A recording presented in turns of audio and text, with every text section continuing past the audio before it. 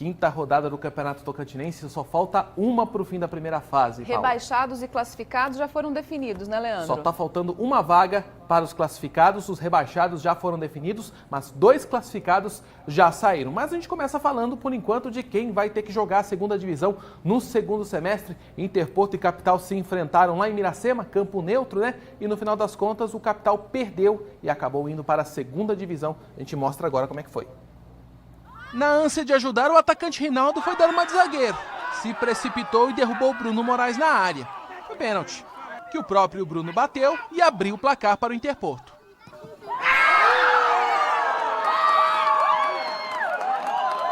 E com Carlão fechando o gol, o panorama do Capital era ainda mais sombrio. E o que já era ruim piorou ainda mais no segundo tempo. No rebote de Railson, Guilherme ampliou. Interporto ainda na luta pela classificação, 2. Capital, rebaixado, 0. É um dia triste. A gente trabalhou para fazer o melhor e muitas vezes as coisas não aconteceram. É o futebol, a gente está sempre aprendendo, está sempre evoluindo. E é nas derrotas também que você se faz um vencedor. Nós sabemos que era praticamente uma final, nos entregamos e graças a Deus saímos com a vitória. Agora é descansar e pensar no próximo sábado aí, e quem sabe ainda terminar em primeiro colocado da tabela.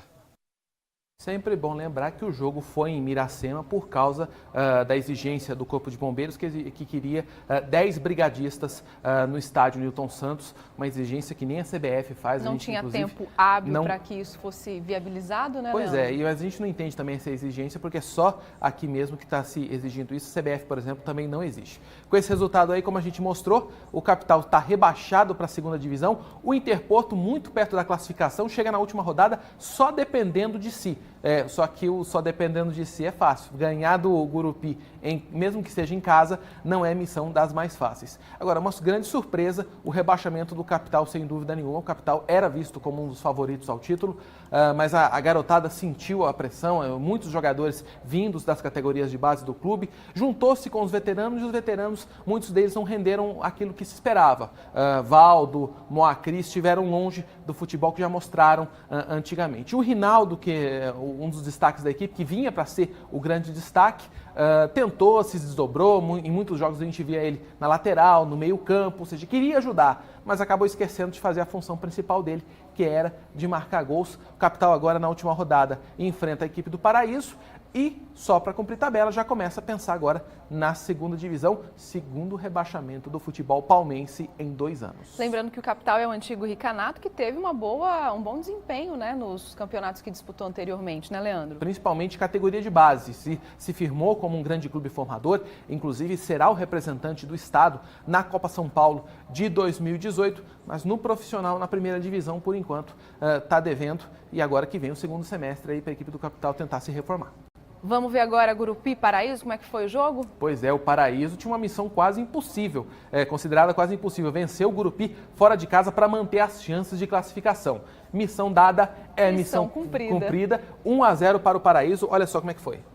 O único gol da partida que deu a vitória para o Paraíso só saiu aos 19 minutos do segundo tempo. Marcelo Quênia recebeu de Léo Mineiro na área e tocou à esquerda de Matheus. A derrota não muda nada para o Gurupi, que já estava classificado. Com a vitória, o Paraíso renovou as chances de ir para a próxima fase do campeonato. Um gol importante para a nossa caminhada aí que a gente queria. A gente focou nessa semana, graças a Deus, e a gente conseguiu sair com a vitória aqui, que foi um jogo difícil jogar aqui em Gurupi, uma equipe forte, uma equipe bem estruturada, mas a gente foi melhor e saiu com a vitória. Eu acho que vai haver um dia que a gente não vai bem. Eu acho que chegou esse dia. Eu acho que a gente perdeu no momento que tinha que perder, isso não justifica. Agora a gente tem 14 dias aí para trabalhar, para chegar na semifinal e não cometer esse mesmo erro que a gente cometeu hoje. Para se ter uma ideia do feito do Paraíso, a última derrota do Gurupi lá no Resendão foi no dia 12 de abril do ano passado. Derrota para o Tocantinópolis, ou seja, quarta-feira ia fazer um ano de invencibilidade.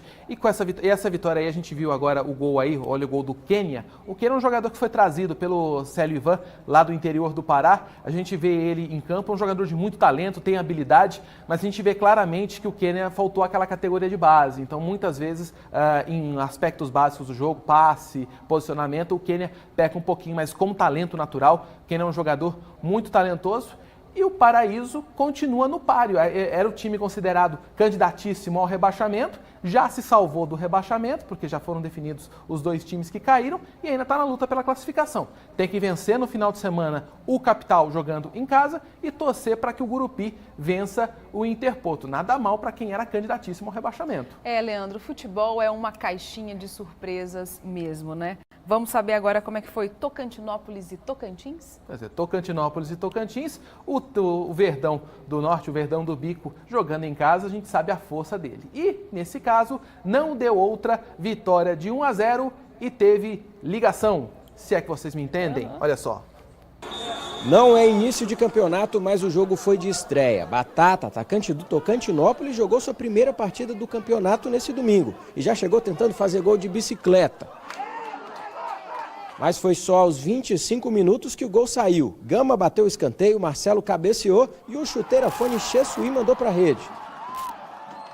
No segundo tempo, Tocantins até foi para cima, tentou deixar tudo igual, mas o dia era do Tocantinópolis. Teve até gol anulado, Batata mandou para a rede, mas estava impedido. Minutos depois, nessa cobrança de falta, Chessuí bateu e a bola foi na trave.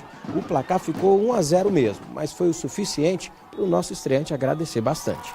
Graças a Deus satisfeito, agora vamos em busca de mais uma vitória contra o Esparta para ver quem já pega na próxima fase.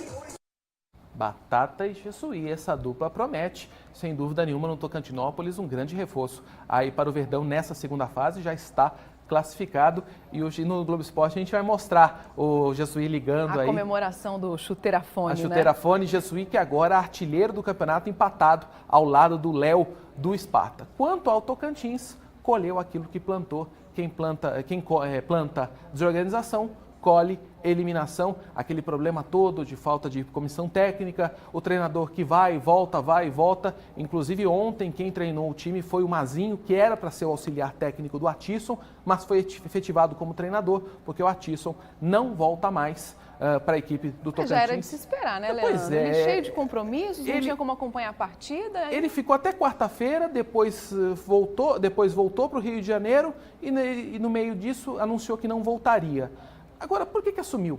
É isso que eu não consigo entender. O que faz a diretoria se submeter a esse tipo de coisa? De qualquer forma, há males que vêm para o bem. O Tocantins agora eliminado, tem tempo de pensar e agora é tempo da diretoria se reunir com a empresa para a qual terceirizou o futebol. E a primeira pergunta, o time vai disputar a Série D do Campeonato Brasileiro?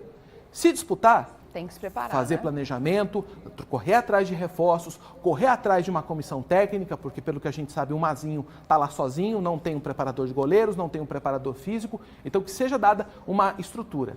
Se for para disputar a Série D do jeito que disputou a Copa Verde, totalmente desestruturado, melhor não disputar. Porque está na hora da gente parar, o futebol tocantinense não pode mais ficar jogando competição nacional por jogar. Brincar de fazer futebol não é mais tempo. O Tocantins claramente acabou eliminado por causa desses problemas extracampo.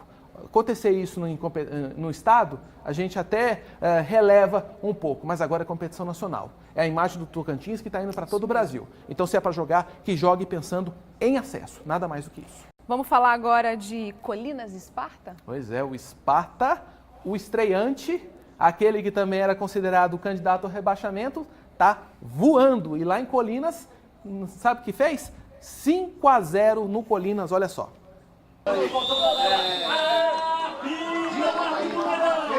O primeiro tempo começou meio morno, sem grandes lances, mas quase no final, aos 36 minutos, Jean abriu o placar para o Esparta.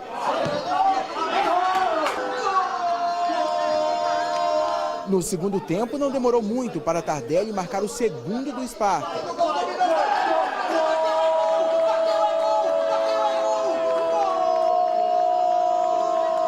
Em seguida, Léo, um dos artilheiros do campeonato, ampliou o placar. Foi o 5º gol dele na competição.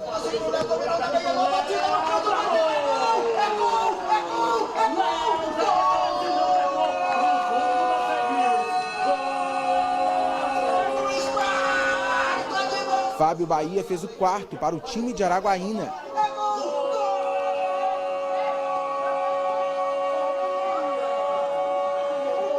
E ainda cabia mais um. Marcelinho fechou o placar, marcando o 5º para o Sparta. Final de jogo no estádio Bigodão, 5-0. Sparta classificado para as semifinais e Colina rebaixado para a 2ª divisão. Destaque ali para a dancinha, né, do Sparta.